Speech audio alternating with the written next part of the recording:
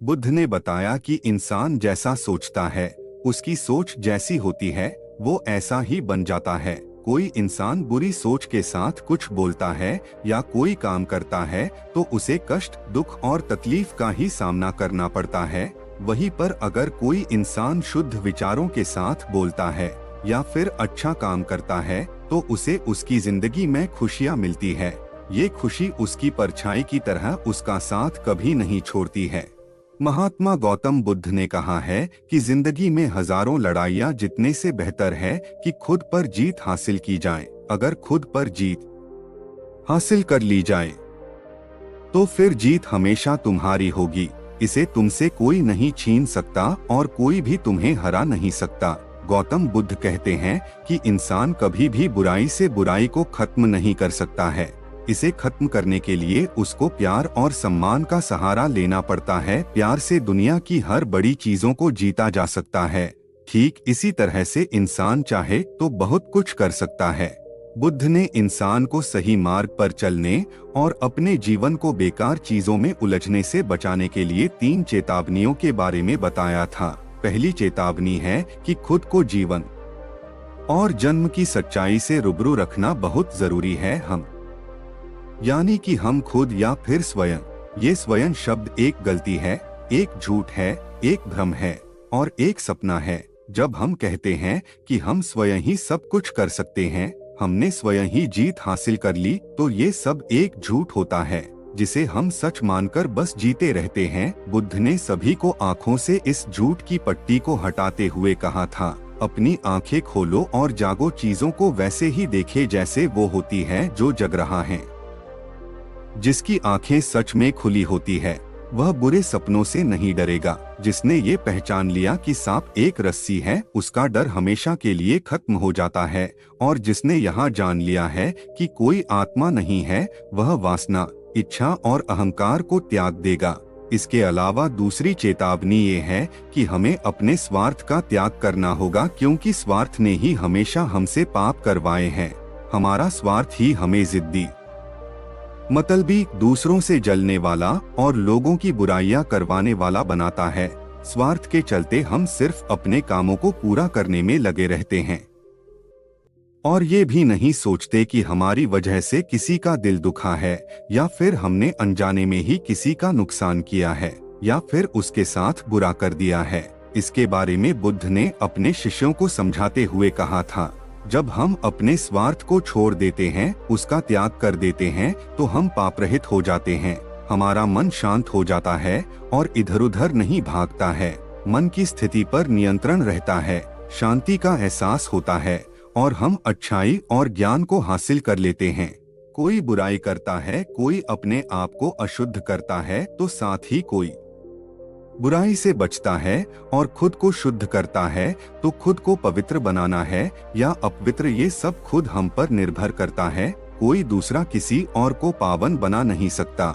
इसीलिए प्यारे शिष्यों, तुम भी सीखो और दूसरों को भी सिखाओ कि अगर तुम जानते हो कि आत्मा अनमोल है तो उसकी रक्षा करो और उसे पापा में मत डूबने दो। बुद्ध कहते हैं कि एक विद्वान इंसान को जागते रहना चाहिए, उसकी आंखें सत्य को लेकर खुली होनी चाहिए। सबसे पहले उस इंसान को अपने आप को ही एक दायरे में लाना चाहिए और फिर उसे दूसरों को कुछ सिखाना चाहिए और उन्हें रास्ता बताना चाहिए। इस तरह से वो विद्वान इंसान कभी भी कष्ट का हिस्सेदार नहीं होगा। और अगर कोई खुद को वैसा बनाना चाहता है जैसा वो दूसरों को बनने का ज्ञान देता है या फिर उन्हें हुक्म देता है, तो उसे बड़े संयम के साथ खुद को अनुशासित करना चाहिए। इसमें थोड़ा वक्त लगेगा, लेकिन वो अपने इस मकसद में जरूर उचित हासिल कर पाएगा। लेकिन एक सच ये भी है कि खुद को अनुशासित करना उतना भी आसान नहीं है जितना हम सोचते हैं।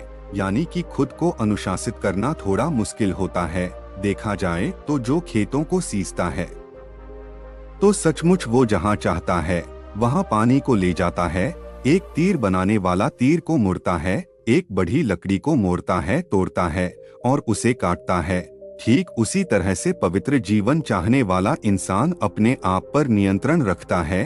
ठीक इसी तरह से बुद्ध ने तीसरी और आखिरी चेतावनी यानी कि अपने आप को मिटाने की क्षमता होनी चाहिए, यानी कि अहंकार को मिटाने की क्षमता रखो, वरना इसके परिणाम बहुत बुरे हो सकते हैं।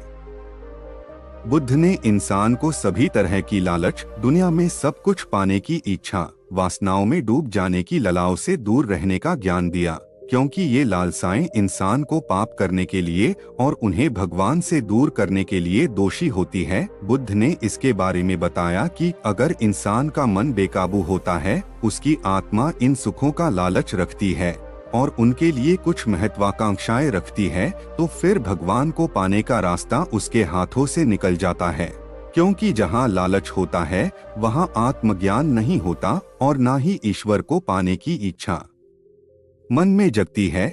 जिस इंसान ने अपने अंदर का अहंकार मार दिया और अपने आप में स्वयं की भावना को दबा दिया और उसे पूरी तरह से मिटा दिया, तो वो इंसान हर तरह वासनाओं से दूर हो जाता है।